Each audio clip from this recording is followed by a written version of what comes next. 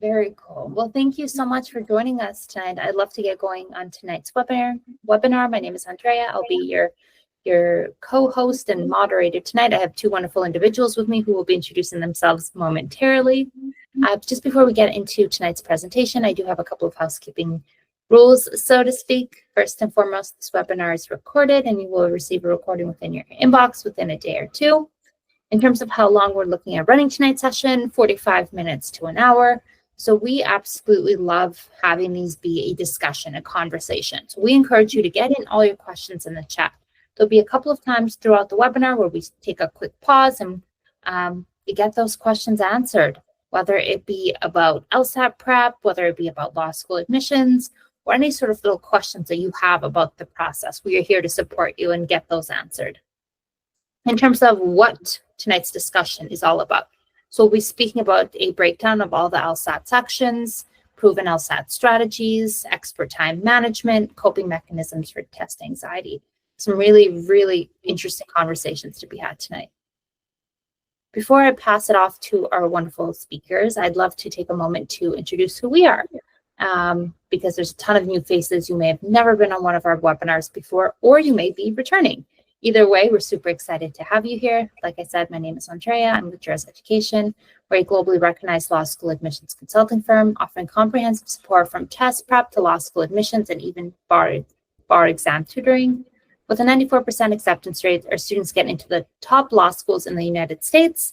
Last cycle alone, our T14 acceptance was 34%, which is almost 6 times higher than the national average of 5.7%, something we are incredibly proud of.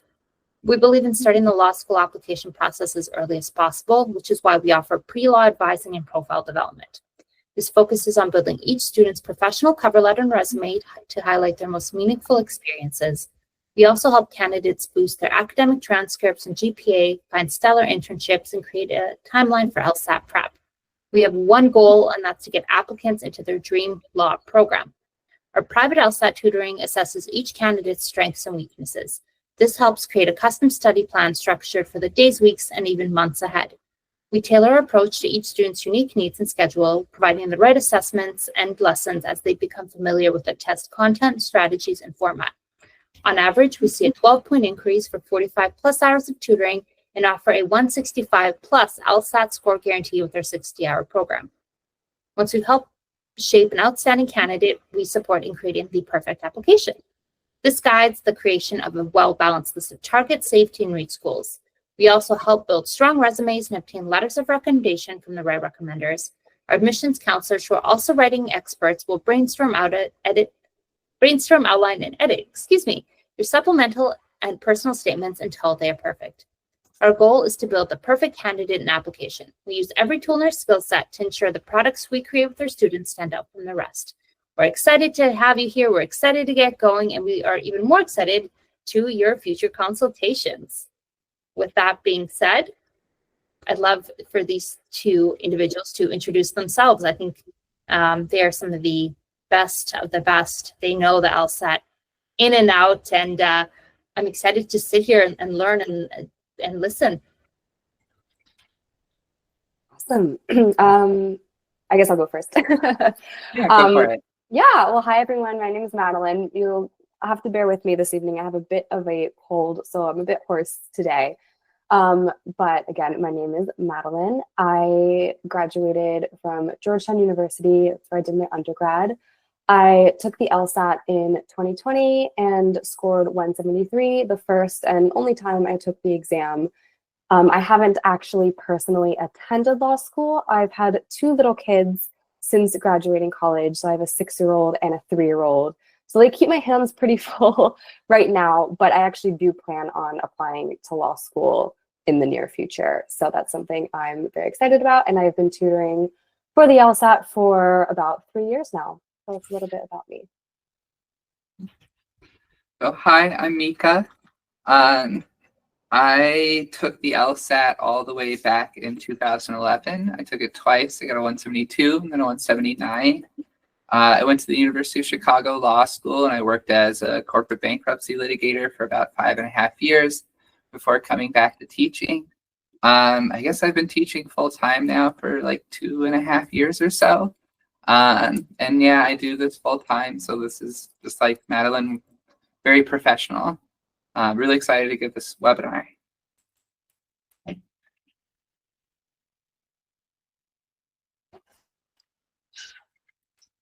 All right, so I'll start with it, and Mika, we can just go on and off if that sounds good. But yeah, so first thing we'll talk about is how can we set ourselves up for success on the LSAT? It's really important to make sure that we understand the exam very completely and very deeply. That involves understanding the type of sections that are on the exam, the questions that they're going to ask us, being really, really familiar with the content of the test. And then from there, practice, practice, practice, right? Practice. I don't like to say practice makes perfect, practice makes progress. That's how we improve a little bit every day, getting better and better. There are two main sections on the exam itself. There's the logical reasoning section and the reading comprehension section. This is not 100% accurate. The reading or the logical reasoning is going to be 2/3 of your score. And then reading comprehension is going to be 1/3 of your score.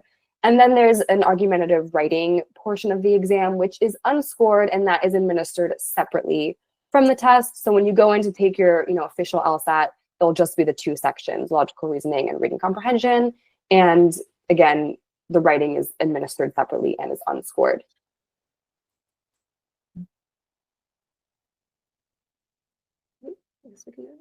Next one. Okay. All right, so the logical reasoning section, as Madeline pointed out, there are two scored logical reasoning sections on each exam. So definitely the more important of the two sections to your score. Logical reasoning is mainly about arguments, right? So identify the parts of them, identify the main conclusion, identify what assumptions they have to be making, ways to weaken and strengthen them, right? All of the LSAT, but especially logical reasoning, revolves around arguments. There's about 20 different question types that all approach these things from different ways. So there's a lot of overall knowledge, but there's also this question type specific knowledge, how to approach each of them in both of the most effective way, but also efficient, because the LSAT is intensely time pressured, right? So getting through all of that material definitely requires you pay attention to the distinctions between question types and to the ways to deal with them. Yeah. Turn it back over to you, Madeline. Right. And meanwhile, the reading comprehension has a lot of similarities with logical reasoning in that, like LR, it's very reading intense. This whole exam is basically a glorified reading test, right? The difference, though, is a bit structural. So reading comprehension consists of 4 unique passages, and each passage is accompanied by anywhere from 5 to 8 questions. So it's more focused on reading the text, digesting the text, comprehending the text, and then answering questions that are largely centered around what is the text saying. It's a little bit less analytical, I would say, than the logical reasoning section. Active reading is extremely crucial here, and LR, this is a non-negotiable for the entire exam. Really important to make sure we are able to understand what is being expressed in the passage. I often recommend to people, you should be able to express what they're saying in your own words to make sure we comprehend it. Understanding the main idea, elements like the tone and the structure. They often ask these big picture questions. I always, tell people we don't need to get lost in the sauce here, really making sure we understand the big picture of what is being expressed. Again, most of the questions are centered around what can be inferred or what is implied by the passage, but some questions are a little bit broader in nature and some are more, detail oriented or a little bit more in the weeds. So sometimes different strategies can recommend doing, these broader questions first, these big picture main idea questions first, and then doing these more detail specific questions. I personally tend to just go in order of the questions, but again, these are always things that you can kind of play around with and try as you do your practice, because again, the single best way to hone these skills and really master this is to just have continued exposure to these passages, to continue to show up and get those reps in and the practice in. All right. So the writing sample was recently revised. The old writing sample had you basically presented with two options for hypothetical business or decision and making a decision between them.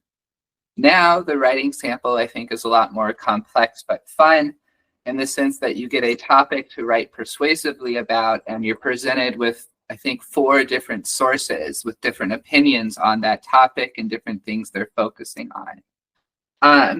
With that said, this is an important part of the exam. It is not part of your LSAT score, but as I always point out to people, no matter who you are, there's somebody else with your same score and probably your same GPA and maybe even a similar resume. So writing samples are a really important tiebreaker in the admissions process because they give people a better sense of how will you write on a law school exam, and almost all of law school is exam-based. So when you're doing your writing sample, there is now built-in reading and outlining time. It used to be a 35-minute section, just like the other ones. You don't take it the same day, but it was exactly 35 minutes. Now, instead, you have, I think, a 15-minute read and outline time before you dive in and write. So that makes it a little less time pressured. Still, you're writing a persuasive essay in about 50 minutes. So it is still a relatively intense process. As someone who used to write for a living as a litigator, outlining is probably the most important thing possible for this sort of writing. The more you go into it with a structured idea of what ideas you want to explore and in what order, the better your essay will read. You can't really prep for the topic of this. You won't know what the topic is, what the sources are, what any of the material is until they actually open it on test day. So at the end of the day, if you want to have a great writing sample, focus on writing skills and especially on effective, thoughtful outlining. So that would be my biggest advice. Okay. All right. So a few more tips just to keep in mind with the exam generally as you're going through questions. Each question on the exam has 5 unique answer choices. You'll never see any of this, like all of the above nonsense that they do in like middle school standardized tests or whatnot. So there'll be 5 unique answer choices, and process of elimination can be a helpful tool to arrive at that right answer. Being very proactive, I often recommend to people, we want to treat these questions almost as if they are fill-in-the-blank questions or short answer questions, and kind of formulate an answer in our own words before we even look at those answer choices. That can make it so much easier to go through those answer choices quite efficiently and effectively and get it right. The questions are not all the same difficulty. In logical reasoning in particular, the questions, I would say, gradually get harder as you go along. It's not a perfect increase. There's some variation, but the earlier ones typically are easier than the later ones. And so recommend, getting those in and getting those done, because there's no extra credit for the hard questions. You don't want to miss out on those easier points and those easier questions. Sometimes diagramming can be a helpful tool for complex LR questions. I personally don't do much diagramming or annotating for reading comp, but again, it's, there could be room for it if it's appropriate for your needs. But for certain questions, particularly ones that often involve what's known as formal logic or conditional logic, ones that are really difficult, sometimes diagramming can be helpful there, especially from a timing perspective. As I've already mentioned many times, doing actual practice via practice test sections that's timed and really mimicking those exam conditions is so crucial to get a good sense of how the test will feel, what it's really like. A lot of times people do kind of casual practice and they get to a point where they understand the questions well, but then they're completely thrown off by the exam environment itself and the timing and whatnot. So really important to really mimic those conditions as closely as possible. And reviewing is so crucial. It's not enough to just throw darts at the dartboard and do a bunch of practice tests and hope something sticks. Right? We have to learn from our mistakes, and reviewing every single question that you miss, making sure you understand very precisely why you got a question wrong, why the actual right answer is correct, is really helpful to getting the most out of the practice that you're doing. And that's where the change happens. That's where that improvement occurs. All right. Oh, a little check-in. I'd love to pop back in. We have a ton of questions in the chat, so I think maybe we can answer a few of them as we go. So Mika, there's a question that's specifically directed at you. Why did you take the exam a second time if you already scored in the top 5th percentile the first time? I felt pretty certain I could do better, and if I wanted to go to the schools that I wanted to go to, I needed to. I had a very low undergraduate GPA. Well, for law school purposes, I had a low GPA of 3.25. So having a really high LSAT score was my way to get into like UChicago, for example. I seriously doubt I would have gotten into UChicago with a 172. Incredible. Both of them are incredible scores. Okay, next question. How would I know what a good writing sample looks like? And can I retake the writing section if I have already done it?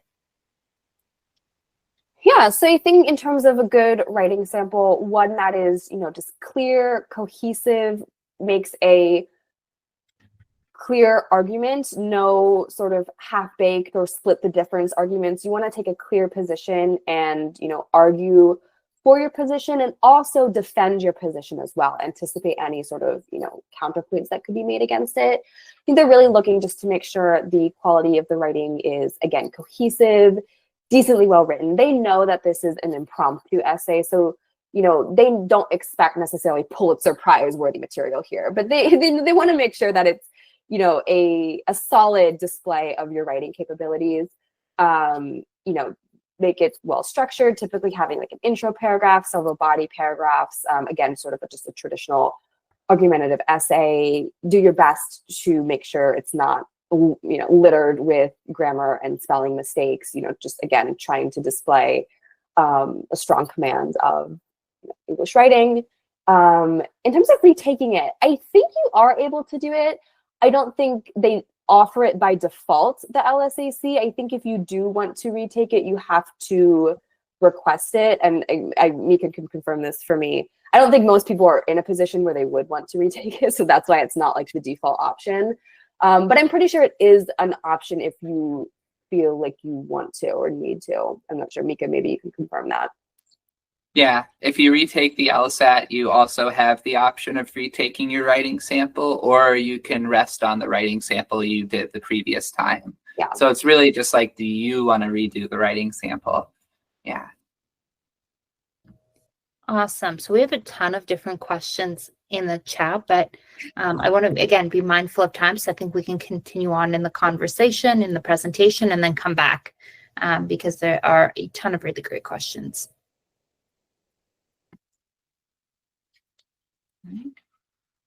Okay. You want to start us off again?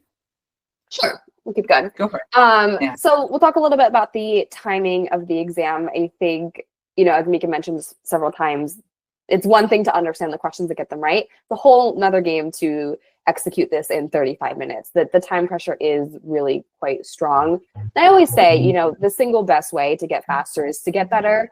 The more you improve with your understanding of the questions, the more you master the questions themselves, you do naturally gain speed and it becomes easier and therefore faster.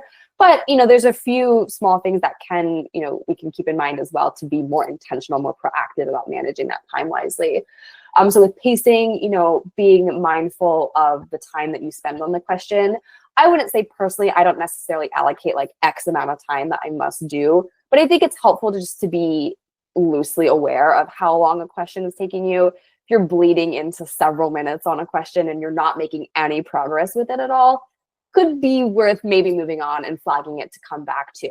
Of course, if you're about to get it right or you feel really confident, okay, maybe, accuracy always beats speed in the grand scheme of our score. But of course, especially if we're aiming to score highly, we're really looking for that perfect intersection of both. Using our last couple minutes to review flagged questions. If you do happen to have some time left over, going back to anything that you maybe felt unsure of. They say here, focus on high yield. I'm not sure what this means when it says high yield question types. Perhaps ones that are just maybe more likely to get right or playing to your strengths. I would say the ones that are perhaps easier come towards the beginning of the sections. We don't need to make a beeline for the harder questions because, again, there's no bonus points for those. I wish, right? And again, sort of along that same line, practice skipping time-consuming questions. And ideally, by the time you take the exam, you're prepared for anything and you're feeling good. But if going into it, you just know those parallel questions, they always take you a long time, you always get them wrong, maybe it means just skipping those and coming back to them or whatever it is, right?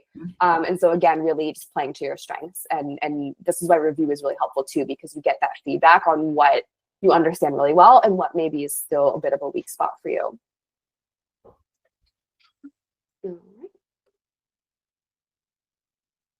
So yeah, the LSAT is a pressure-packed process, right? Any sort of admissions test to like a professional school is going to be a little intense. It's a long journey that requires a lot of commitment, right? I tell people they won't get close to their highest possible score until they've put in at least 200 hours of work. And then you get to one single test day where, about 3.5 hours of time, all of that comes together, right? So all along this process, there's a lot of stress, right? There's a lot of anxiety, and there's a lot of potential to burn out from start to end. So thinking about how to live healthily, both during the lead up to the exam and then how to control your emotions during the exam are really powerful, really important to success for this.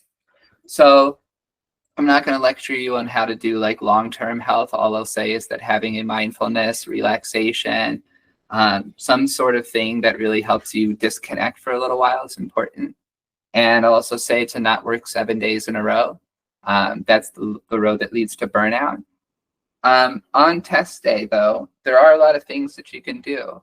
One of them is to simply breathe, right? If you feel like you are starting to tilt, if you are off base, if you are rushing too much, take a moment to breathe, right? And then suddenly everything kind of snaps back into place. I know some people that like to do like the little rubber band tricks, but I don't think you can do that anymore during the exam. But really, really think about the stress that this is putting you under and the best ways to handle that stress. I'll say it's only going to get more stressful from there. It'll be the most stressful event of your life until the first set of law school exams become the most stressful event of your life. So think now about how you're going to handle that. That would be my advice. Did it roll? No? Yeah. Oh, let's see. Oh, I'm trying to click it forward. Oh, it's not going. I don't know if Mika or Andrea is having any luck changing the slide. There you go. Oh. It looks like we disconnected a little bit. Oh, there we go. Oh, I think it went quite far, though. I see. Okay. Yeah, we went too far now. Yeah. Okay. Right. This is the next one. Okay. So some things that can kind of hold you back from achieving your potential and your goals on the LSAT. I've talked a bit about this first one here, spending too much time on a single question, so I won't, be too redundant here. But next one here, skipping practice tests or not simulating those real conditions. Again, I've talked a bit about that, but really not putting in the hours and the practice is probably the single worst thing you can do. It's really, really important to just get the reps in. In terms of, how many practice tests that you do, that's going to be different for every person. I always say it's as many as it takes until you get where you want to get. There's no magic number. Everyone is different. I personally, I think, did about 30, 35 practice tests. I don't know. I would say maybe in the middle. I don't know if that's high or low. It's what I needed. Everyone is different. Ignoring sections that you find challenging instead of addressing those weaknesses, I think, and this is human nature, I think people like to do the things that we're good at and avoid the things we're not good at, and that can sometimes trickle into our practice. I know personally when I was studying for the exam, this was when the LSAT had a section called logic games, and I love the logic games. I was very good at the logic games. I liked to practice the logic games, and I missed half a question on the logic game. Time to do logic games, and poor reading comprehension would sit and collect dust for weeks. And finally, I was like, okay, guess what's holding me back in my practice test, in my score? The reading comprehension, because I just did not want to do it. I would find any excuse under the sun to not do the reading comprehension. And surprise, surprise, once I started to actually engage with that section, I got so much better so quickly because I just did it. And, you know, it could have saved me a lot of time if I just started doing it sooner. So we don't want to put those weak spots on the back burner. We will, you know, get better at it. And then another thing is rushing through the questions without actually reading what we're saying or what they're saying to us. As I mentioned earlier, this exam is essentially just a glorified, difficult reading test. 85% of improving on this test is just improving our close reading skills. And I find that, you know, especially what often happens, let's say someone finishes the section and they do all 25 LR questions, but they've missed half of them. The chances are they just did not slow down to read the text in front of them. And if they had maybe only done 15 questions instead of all 25, they probably could have gotten all the ones they did correct, right? And then just working to then improve that pace from there. So really important to make sure we are thoroughly comprehending everything that they're expressing to us. All right. There we go.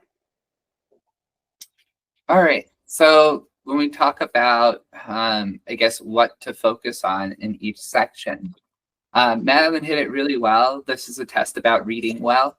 And as I like to point out to my students, the LSAT actively uses bad English. It is part of the game. It is part of the exam, right? The LSAT uses words that no sane person would use. They speak like it's 1950s attorneys that are writing the test. There's a lot about this test that is deliberately there to challenge your comprehension skills. So one of the most important things you can do is focus on that. When we talk about like reading closely in a logical reasoning prompt, right? Logical reasoning prompt is tiny. It's 5 to 10 lines long, maybe even shorter than 10 lines long, might be 2 or 3.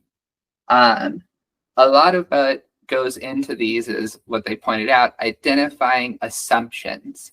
You're reading to find the thing that isn't there, but should be, right? That's a lot of what the LSAT logical reasoning section is.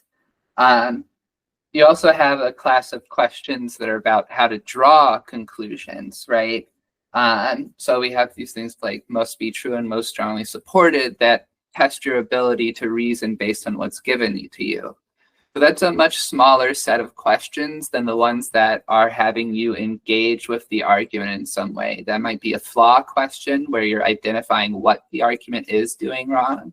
Strengthen and weaken, those kind of speak for themselves. Things like a necessary assumption, that's the second most common question type on the exam, and it basically asks you to tell us what's not there, right? What assumption do they need to be making for the rest of the argument hold true? So this is all about a test about reading arguments. That's all I can say. And you get good at that from practice and feedback. So from tutors and from working. Reading comprehension is, I think, the true challenge of the reading comprehension section is not the comprehension so much as it is the time limit. I feel like for most students, time is a much bigger issue in reading comp than it is in LR. Especially because in reading comp, you're doing a passage that has 6 to 8 questions, 5 to 8 questions attached to it.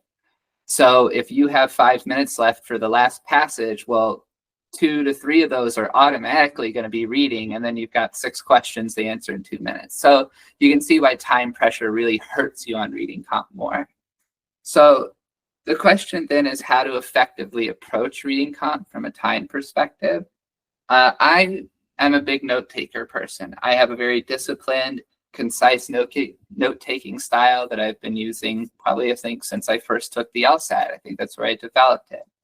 And for me, that means that I don't have to look back to the passage nearly as often, right? Some people prefer highlighting, some people prefer strict reading.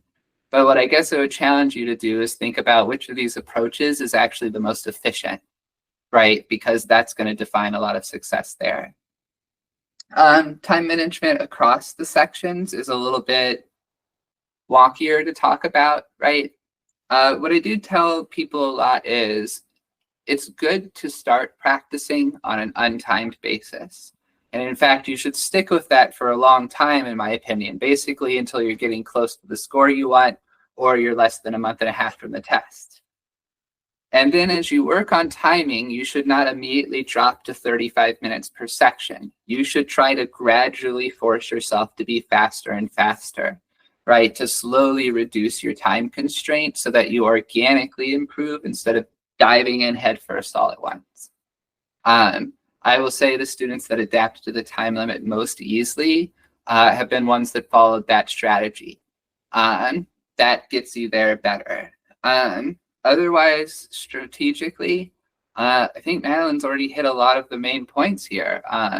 Don't linger on questions. It's fine to just say, I'm not sure, flag it, and then come back to it at the end. Skip question types that seem particularly long or bad for you. I tell my students, and she mentioned it, parallel reasoning questions are giant walls of text. They are by far the most text of any logical reasoning question. And so just by nature, even if they're quote unquote easy, they're still going to eat up an extra 20 to 30 seconds of your time. So one good time management tactic is to do all parallel reasoning questions last.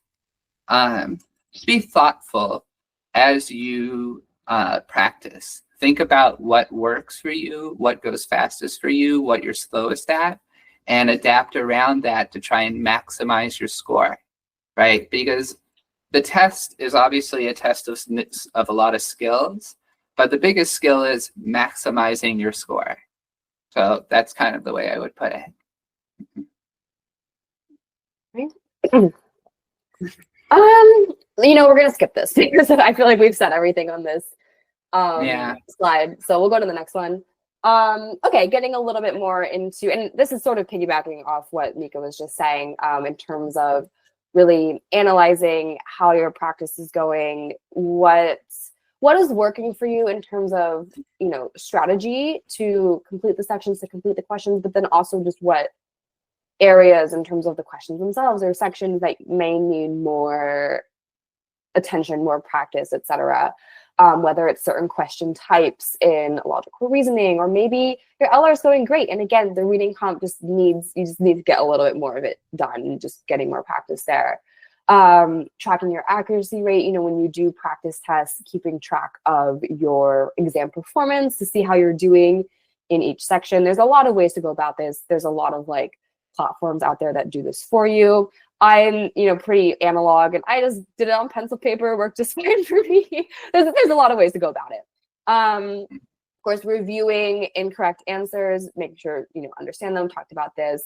Keep being mindful of your pacing. Again, there's certain platforms that will track your time down to the second, which is helpful. Not necessary, I don't think, but certainly helpful. Obviously, if you're running out of time, there's some sort of timing issue, or perhaps understanding issue. Maybe you're running out of time because it takes you more time because your understanding is not yet as strong as it could be, right?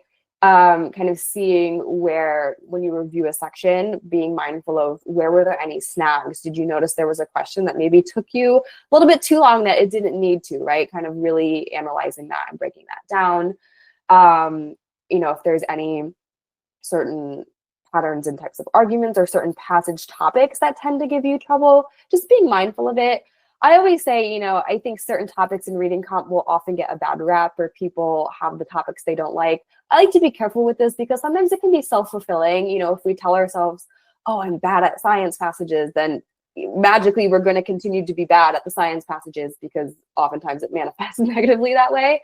So I always like to say, pretend we're preparing for our future Jeopardy appearance. We want to read with curiosity and to learn something new. It's a little corny, it's a little nerdy, but hey, we all want to go to law school, so we gotta embrace this side of ourselves here and try to have as much, I think, fun with it and be open-minded and receptive to what they're saying. When I started doing this personally with reading comp, it really made the section a lot, I think, easier and honestly more fun to do and show up and do my practice, and it was really motivating. And then again, using these findings to adjust our study plan, to adjust certain strategies that you may implement. It's always okay, and in fact, probably good to make tweaks in the way you're approaching things so that, again, as Mika said, you can maximize your score and get the most points.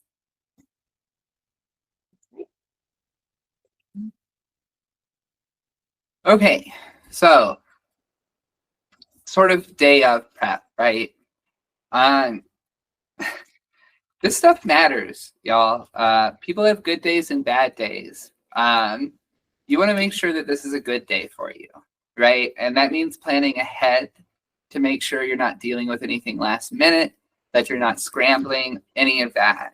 So the most simple one is there are requirements on what you can and cannot bring into a test center and what you need to bring with you. You should have a little checklist. You should have that in baggies, preferably like the night ahead of time, right? Everything is already gathered, everything you need and everything you can't take with you, right? Sort it out ahead of time. Don't make it a scary thing the morning of. Yeah, arrive early. I often tell people that you should do this just to feel more familiar and comfortable in the space, right? When we're in a new space for the first time, we're by definition just inherently a little on edge because this is not a place we're comfortable in.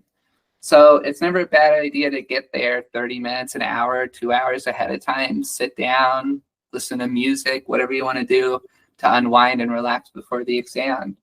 But definitely don't be running late. Definitely don't even be close to running late. You should definitely be there at least 30 minutes ahead of time. Finally, sticking to a good routine, right? Some people are like, well, maybe I shouldn't drink coffee the day of. And I'm like, well, do you drink coffee every day? And they're like, yeah. And I'm like, well, then you should drink coffee that day because you're going to feel real weird if you just take a break from coffee one random day out of the past 2 years. And you don't want that day to be the day you're taking an exam. Get like a headache or something.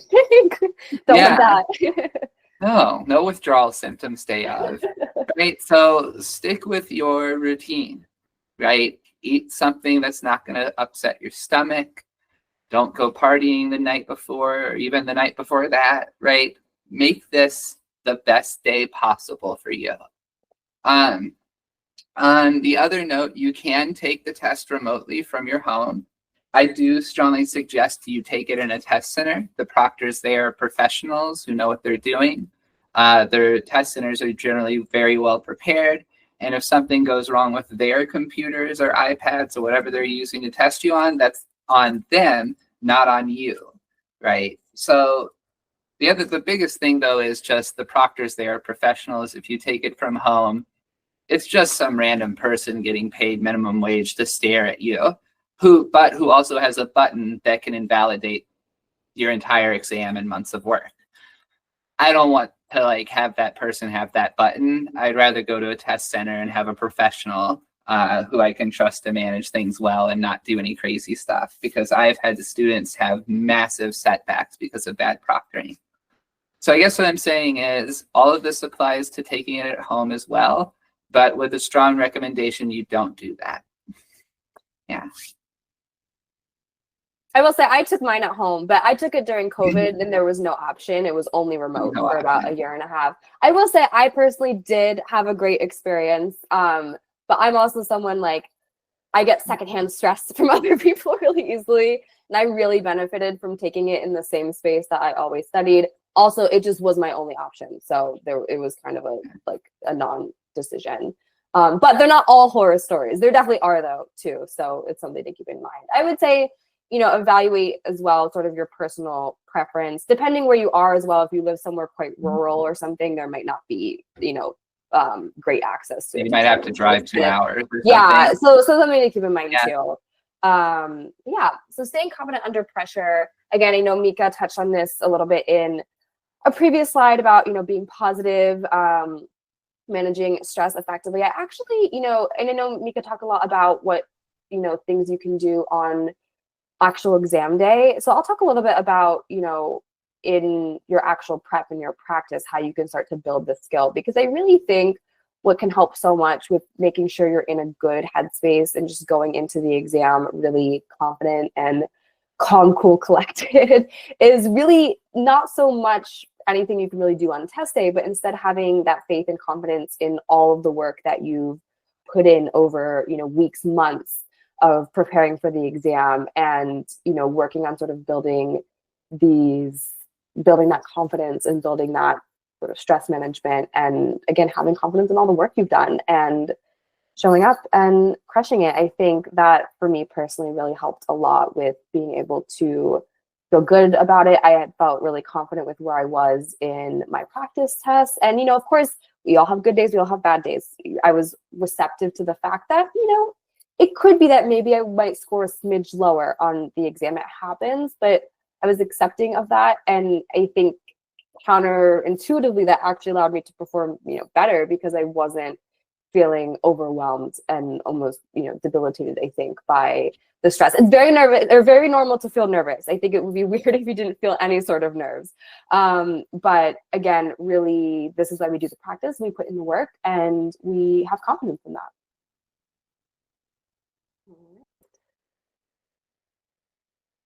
All right. So plenty of people retake the LSAT. I retook it. I've had plenty of students that were doing their second take. I've even had some that I met them and it was their third take. There's nothing stopping you. The LSAT, the people who run the LSAT will let you take 5 times no, I think it's 6 now in a 5-year span. So nothing wrong with retaking. That said, I have one big piece I'm going to start with right now. Do not take the test the following month. I don't care if they offer the test the following month. The first 3 weeks following your first take, you're waiting for your score. And even if you're studying, you're still waiting for your score mentally. And then you get your score back and 2 weeks later, the next exam happens. That's not a great study timeline. That's not a great study mindset. Please don't do that. Give yourself at least 2 months in between retakes. But let's talk about stuff broadly. Like, for instance, if your test score was higher or lower than you expected, think about why. Especially if you had a real bad day test day. Were you off emotionally? Did something happen? You will not get your score. When you get your score back, you don't know the scoring behind it, right? You won't know how many LR questions you missed on each section. You won't know how many RC you missed. You will just get the score back. So that's frustrating. Back when I took it, it was not that way, by the way. LSAC changed that. I don't think they had a good reason to other than to get more money out of people. But so you won't actually get feedback from your test itself. So you need to think about your performance leading up to it and the metrics you were tracking, right? And think about if it didn't go well, what probably didn't go well. And if it did, what happened. We also typically recommend students take the LSAT well in advance of their application period, right? Because if you take the October LSAT and you need to retake, well, now it's in December or January, well, probably not January, but at least in December, which is already after the admissions open and rolling admissions have begun. So think about the timeline behind when you're going to take and try to build in some leeway for a retake. I would recommend that to every student. Think about how long of a lead up you have. Think about your study process. I would also say that it is possible and probably important that you work on admissions stuff at the same time as your LSAT, unless you're taking well in advance. But definitely have your admissions timeline in mind as well. When do you want to apply to schools should dictate when you take the LSAT, right? And if you think you might want to retake, that means your first take needs to be at least 2 months before that date, that LSAT date. I will hit the last one here really hard.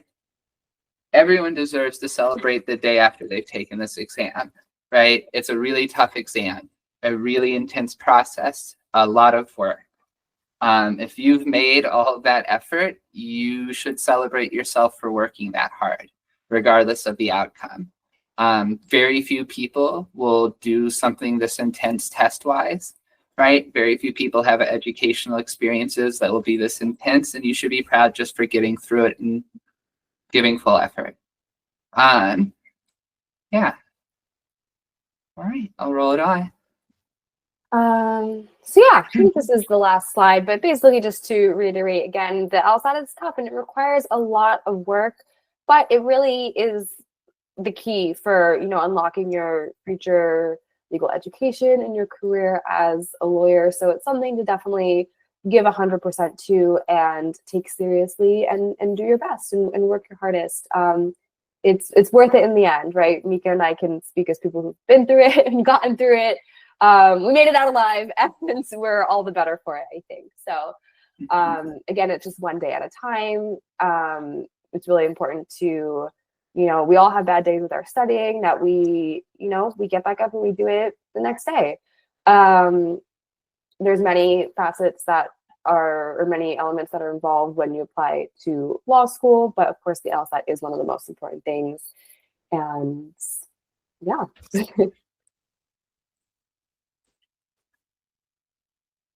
All right. Okay.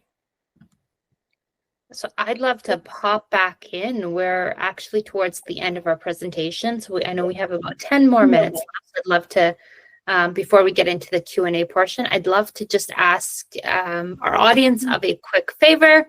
I know you get bombarded with surveys and feedback, but with that being said, we would love to hear from you. I promise you it's about a minute long or so. And I know all of you have your phones near you. So if you want to pull out your phone, scan that QR code and just give us a few moments of your time. We absolutely take this information seriously. We take it back to improve our sessions and our guidance. And we want to hear from you. We want to hear what we did well or what we could improve on, or if you have another subject that you are dying to learn about, we want to make that happen for you. With that being said, the Q&A, we have a ton of really great questions in the chat, and I don't think we'll be able to get to all of them tonight, but let's try and get to as many as we can. So yeah, we'll try to move quickly through that. Yeah, we'll try and get through as many as we can. So this is just a general question about the study resources both of you recommend for the LSAT. This person's asking for crash courses or boot camps, but I'd love if you can elaborate on that just a little bit more. Just study resources that you used or you recommend to your students. Sure. Yeah, you want to go ahead? Okay. Yeah. So I, like Malin, was analog when I studied for this. I just used test prep books and physical copies of the practice exams. With my students now, there's a lot of test prep websites out there. We don't run a test prep website, but there are a ton. I like LSAT Lab. That's my personal preference. I think really highly of what they do. There's a lot of other options like 7Sage, LSAT Demon, Kaplan, PowerScore, Blueprint. There's a lot of options. So do a little bit of research on those. A good test prep website, I think, comes down to like 3 things.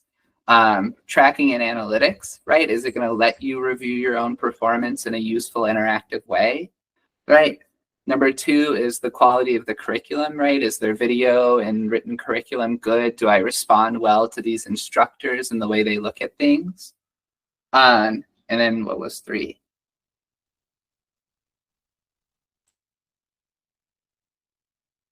I've forgotten 3, but those are the 2 big things that I would say matter a lot. There's good written materials out there too. You can still buy hard copies of all of the exams and work on them pencil and paper if you want. There are a few big test prep books out there. PowerScore is well known for theirs. I don't use them, but they're well known for them.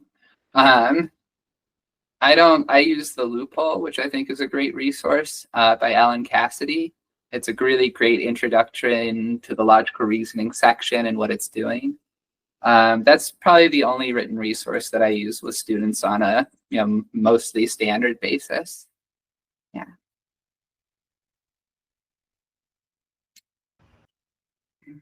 Awesome, Madeline, do you have anything to add to that? Oh, I mean, not really.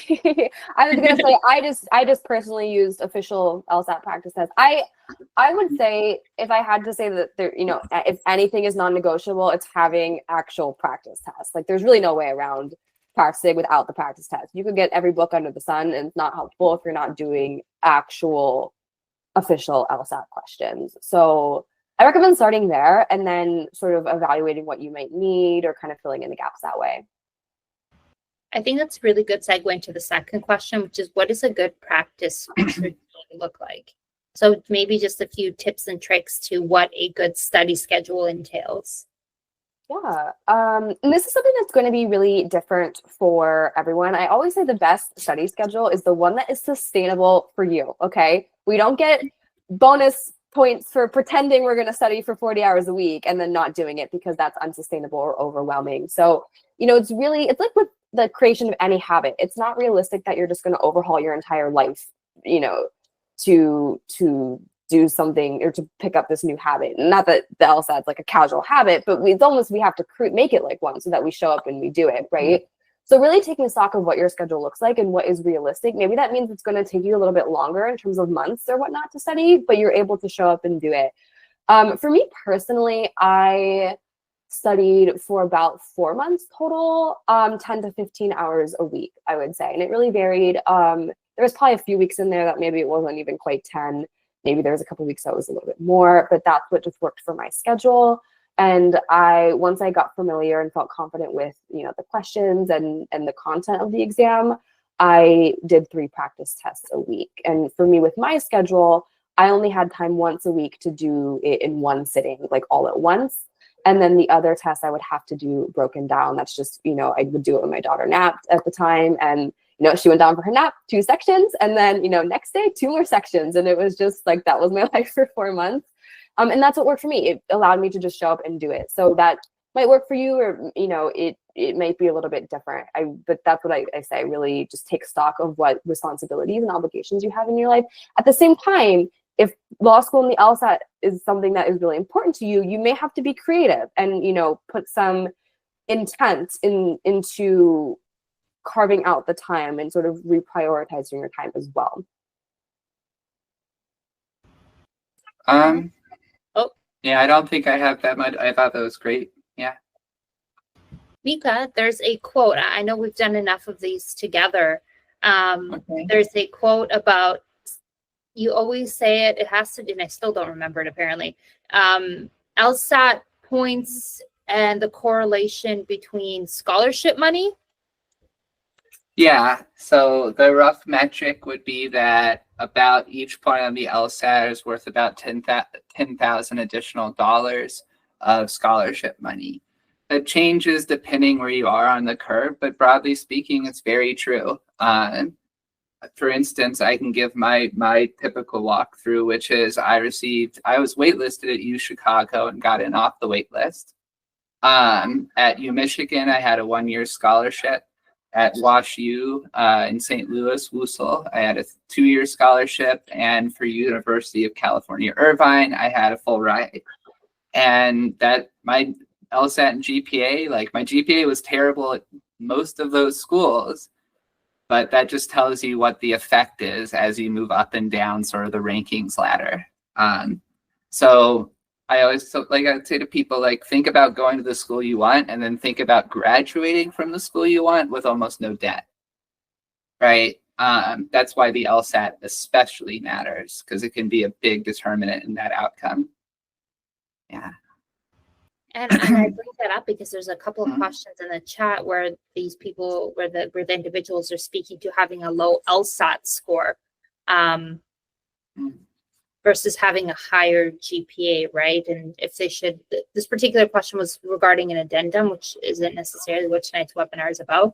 But I think that's really, that point you just mentioned is incredibly important, and it speaks to the volume and what a high LSAT score could actually mean and what that looks like. Yeah. Let's keep going. I know we have a few more minutes. I think we might be able to only get through a question or two. So there's a couple questions in here in regards to the application timeline. We actually just did a webinar last week that's about navigating the 2025 admission cycle and sort of what to expect for applying next year. We highly recommend you check that out, and I'll make sure to include a couple of links for you because there's a few additional questions about, what the application looks like. There's a question in here about how many people take the LSAT. All of that is in this particular webinar, so we recommend you check that out as well. So is there a question pattern, like the structure of the answers are the same?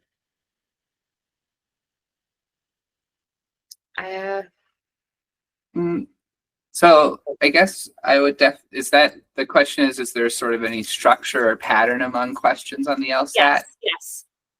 Yeah, there's lots of different types of patterns, and I would say, right, apart from question type, Madeline earlier mentioned conditional or formal logic. Certain questions are entirely built on conditional logic, which is very sort of esoteric and not like the rest of the test, basically, sort of in a similar way that logic games was. So those can definitely be approached from a different perspective entirely. But there's also things like, I always tell students, if you see a change over time or a shift in time show up in a question, you should focus on that change in time because it's almost certainly part of the answer, right? You have arguments that are built around like net gain and loss, right? Like, is this particular course of action good or bad? But also, if we're weighing two options, what's in favor of one and against the other? Arguments that revolve around that. There's lots of these little distinct sort of factual or argument structures that are used across different question types. And so an important way to study the LSAT is to, in fact, deeply focus on those patterns and what implications they have. Yeah. Excuse me. Madeline, did you have anything you want to add? I mean, I largely agree with that. I think, especially as Mika just said, really these become more apparent too, just the more you do it. I think, you know, and Mika and I, as individuals who've been doing LSAT questions for years, right? You know, we probably would do a question and can probably read a couple sentences and know exactly where they're going with it, even if we haven't seen the question before, just because we've done so many and it's so ingrained in us. But that's, you know, that's the goal, is to do so much practice to get to the point where it is familiar. And I always tell people the exam, it is hard, but the goal is to get to a point where it feels easy. Easy is maybe a strong word here, but it will use easy in the relative sense, all right? That, you know, if you're able to do the questions and you're like, hey, this makes perfect sense. Like this, yeah, this is the answer. Like, oh, they're doing it's one of this, cool. And we're feeling good. It means you're well prepared. And that means you've put in a lot of work and looking good. Amazing. I think this is a wonderful time to wrap up tonight's discussion. We're right on the hour. I do recognize that we have some questions that unfortunately we won't be able to answer. But we do recommend you book that one-on-one, or please don't hesitate to reach out to us via email and we can try and get through as many of those as we can as well. Madeline, Mika, once again, thank you for being here tonight. So there's a couple of questions about the next webinar. We host webinars on a weekly basis, so definitely check our website and make sure that you're subscribed to our newsletter. There's a webinar coming up. It seems like we have a few non-traditional students in this chat. We have a webinar coming up, and I apologize, I don't have the date off the top of my head, but it is within a couple of weeks. Mika will be the 11th. The 11th. There you go. Yeah. Mika will be hosting, and we are super excited for that one, and we recommend registering, and we'd love to see you there. Madeline, again, thank you very much. Looking forward to having you next time as well. And with that being said, I hope everyone has a wonderful night. Thank you so much for joining us. Bye, everyone. Bye, everyone. Happy Thanksgiving.